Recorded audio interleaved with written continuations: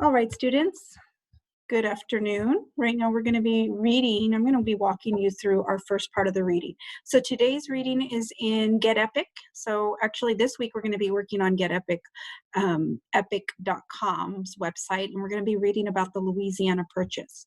Okay, so if I were in class, I'd kind of talk a little bit about how the end of the war and the Revolutionary War brought a lot of change. And how when the beginning of the 1800s, this man right here, his name is Thomas Jefferson.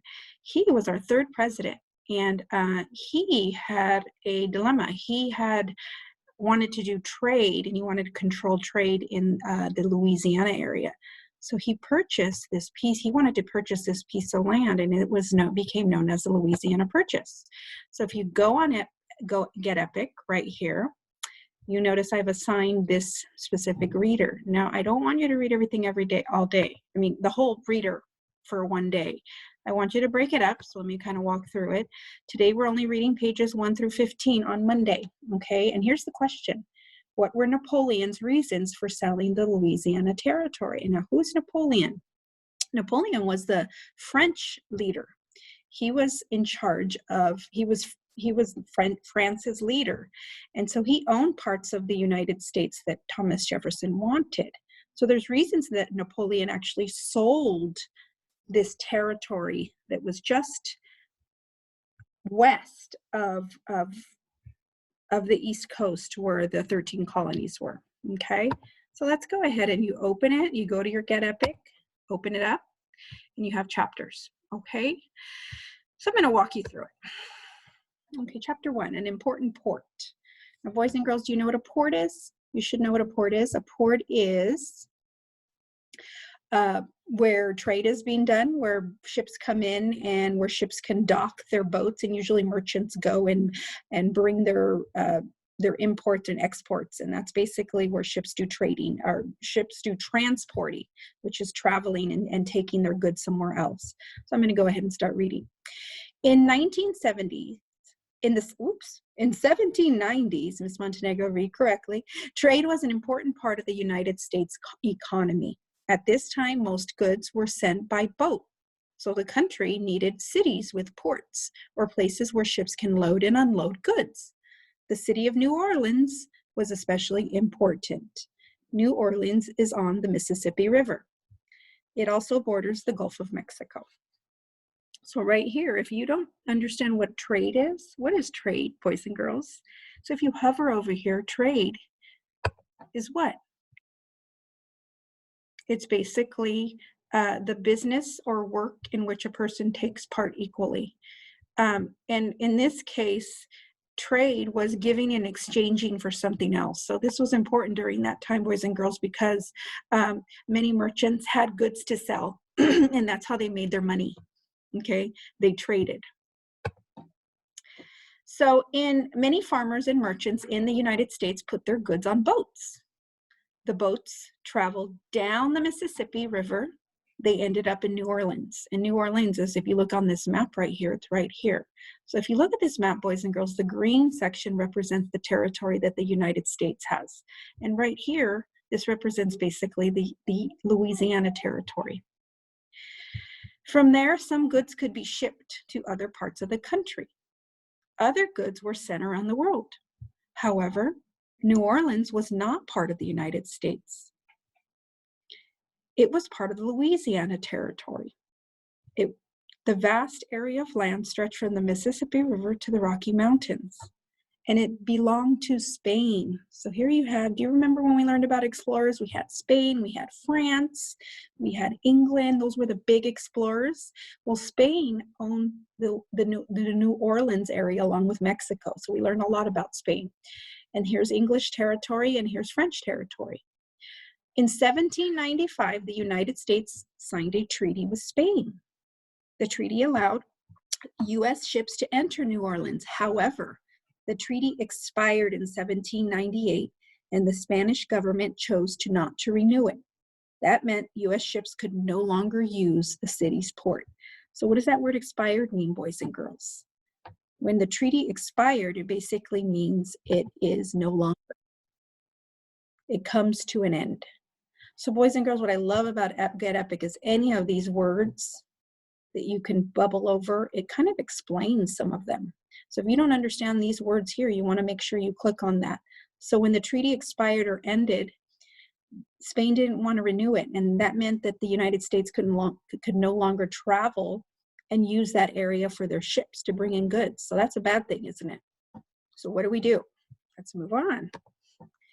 So in 1800, Spain signed a secret treaty with France. France agreed to give Spain some land in Europe.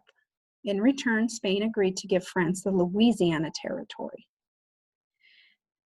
U.S. President Thomas Jefferson worried that France would shut the United States out of New Orleans.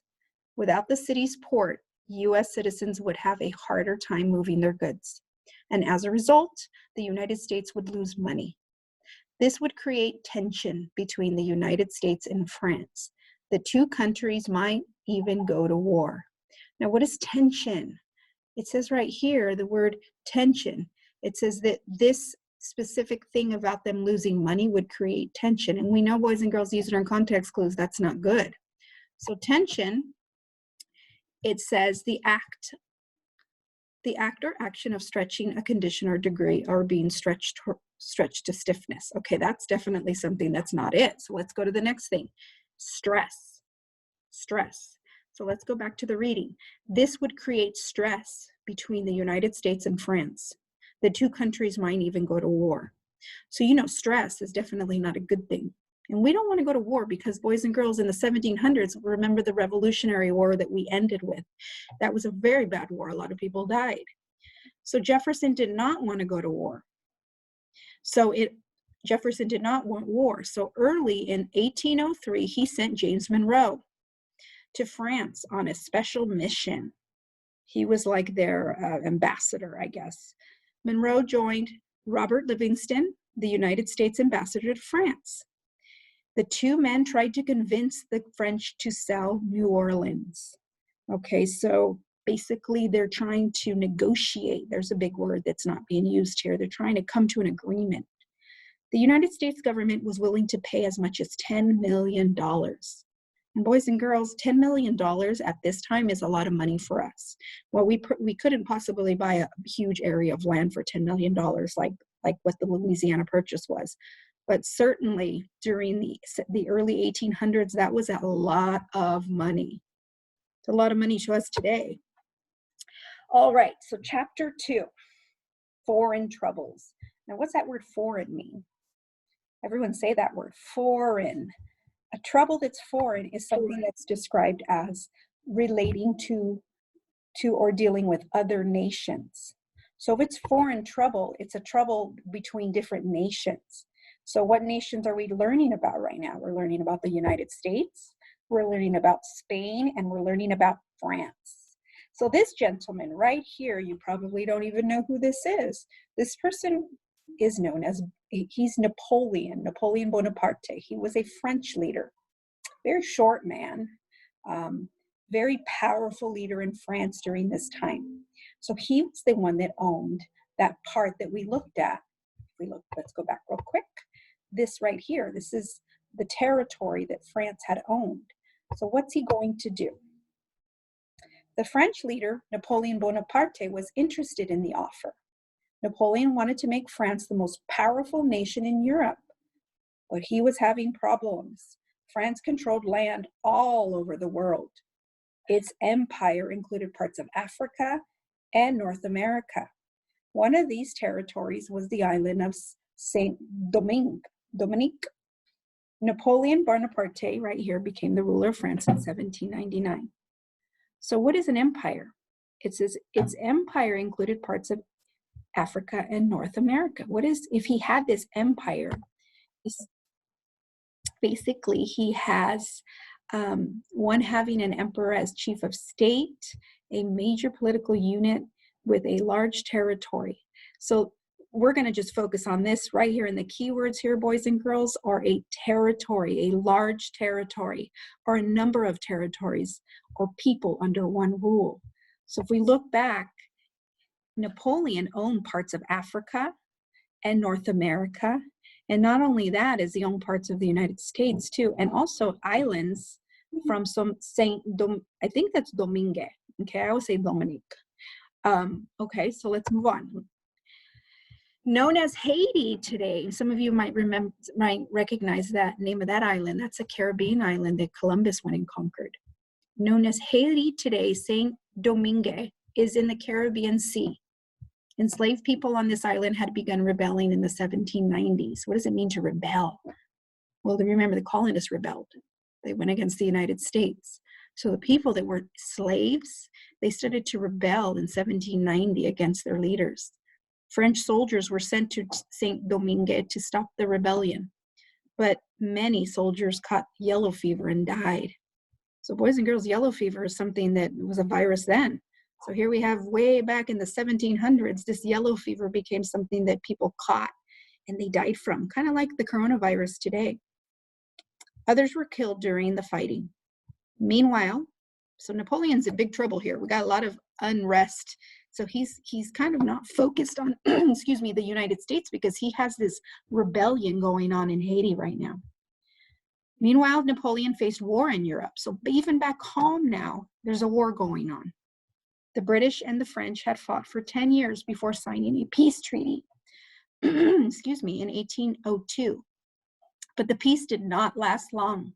The British declared war on France again in 1803. Napoleon now had a new problem. He needed money to equip his army. So you have two wars going on. You have a war back in home, and you have some battles, and you have some rebellions going on in Haiti. So you need more soldiers, and you need more equipment for your armies. So you need some money. So that kind of leaves that dilemma. What do we do? While there was peace, Napoleon had thought North America would be a good place to expand France's power. But the difficulties in Saint Domingue and the new war changed his mind. And Napoleon realized he needed to focus on Europe. Why would you think he would need to focus on Europe? Well, France is in Europe, so you definitely want to protect your home land, your home soil. So his focus right now is protecting his country of France. Selling land in North America would give him money to fight the British. Robert Livingston, another gentleman, encouraged this view. He even wrote a pamphlet, and he made sure Napoleon's ministers received copies of it. The pamphlet said that keeping the territories in North America would hurt France. Livingston even hinted that the United States might declare war if the two nations could not reach an agreement about New Orleans. So boys and girls, Robert Livingston wrote this pamphlet, which was kind of like Thomas Paine's. Remember his pamphlet that tried to persuade or convince people to fight for independence back in the Revolutionary War? Well, Robert Livingston wrote this pamphlet to try to persuade Napoleon to sell parts of the United States to them. Napoleon did not want to go to war with the United States. He needed his armies to fight against the British. So he decided to sell. But Napoleon planned to offer more than just New Orleans. He wanted to sell the entire U.S. territory. Napoleon told his finance minister, Francois Barbé-Marbois, to start negotiations with Livingston and Monroe. Today, the three men would work out the details of the sale. Okay, so that's the end of today, boys and girls. So tomorrow, you're going to be reading this next section, and I'm going to go ahead and post another reader for that. But today's question is, based on what you've read, let's go back to our reading here. It's right here. What were Napoleon's reasons for selling the Louisiana Territory? So boys and girls, when you go back to this, make sure that you list some of the reasons. Well, number one, we read about the reason of him. Oops, not that one. Oh my goodness. Okay, we knew that something was going on in Haiti. We knew that war was breaking out back home in Europe, and he was trying to protect his country from Britain. And so there are certain things that were happening that were distracting France from this Louisiana territory. And so this led to him cutting a deal. So these 3 or 4 pages are very important for you to reread. Okay? So boys and girls, I hope that helped you. I look forward to seeing your post later on this evening or tomorrow morning. Have a wonderful day.